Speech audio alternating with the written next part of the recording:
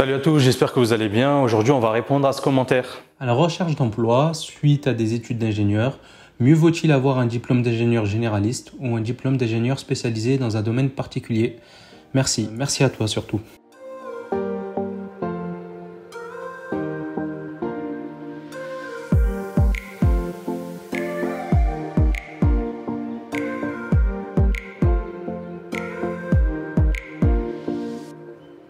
Alors, il y a beaucoup de confusion par rapport à ce sujet et on va essayer de régler tout ça aujourd'hui. La première des distinctions est l'enseignement prodigué. Si, par exemple, on prend mon école, les arts et métiers, beaucoup la considèrent comme généraliste, même si elle est vraiment très tournée vers l'industrie. Et le fait qu'elle soit considérée comme généraliste est vrai.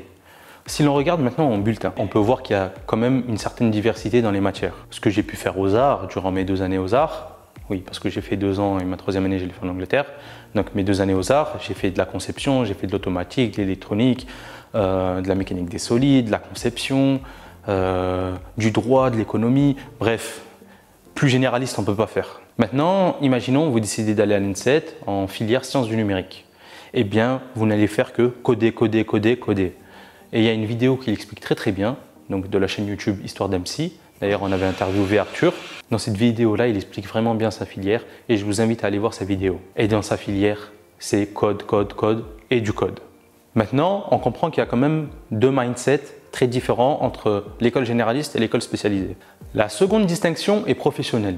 En effet, moi qui ai fait des arts et métiers et qui est considéré comme généraliste, eh ben, je peux postuler un peu partout vu que j'ai des connaissances transversales dans un peu tous les domaines. Après, la difficulté pour moi, il faut que je montre en entretien que je m'y connais dans le domaine. Ce qui n'est pas simple lorsque vous avez que des informations transversales sur un sujet. Je ne suis pas sûr, moi qui ai fait que des stages en data science, que si je passe un entretien demain en mécanique ou bien en supply chain, je fasse l'affaire.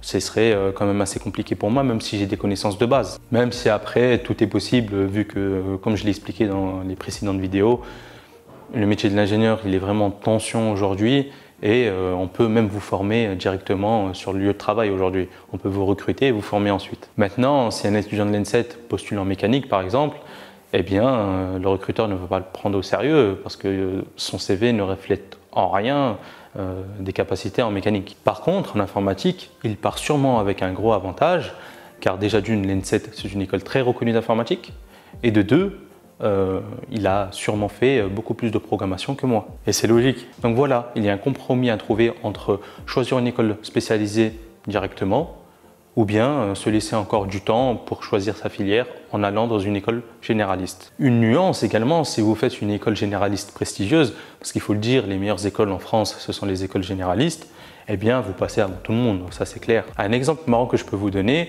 Karim Duval, donc un humoriste qui a fait Central Paris, bon c'était à l'époque, maintenant qui s'appelle Central Supélec, eh bien à son époque, lorsqu'il avait postulé pour un poste de software engineer, donc en tant que programmeur quoi, il ne savait même pas coder une ligne de code, mais l'entreprise l'a recruté quand même parce qu'il a fait Central. Mais c'est quand même logique de réfléchir comme ça lorsque l'on a une entreprise, parce qu'on se dit qu'il est capable d'assimiler des notions assez rapidement, on va pouvoir le former, donc ça va pas prendre beaucoup de temps, et il en a dans la tête, donc c'est tout bénef. Et j'ai même un ami, un polytechnicien, il a postulé dans une start-up pour faire du développement web.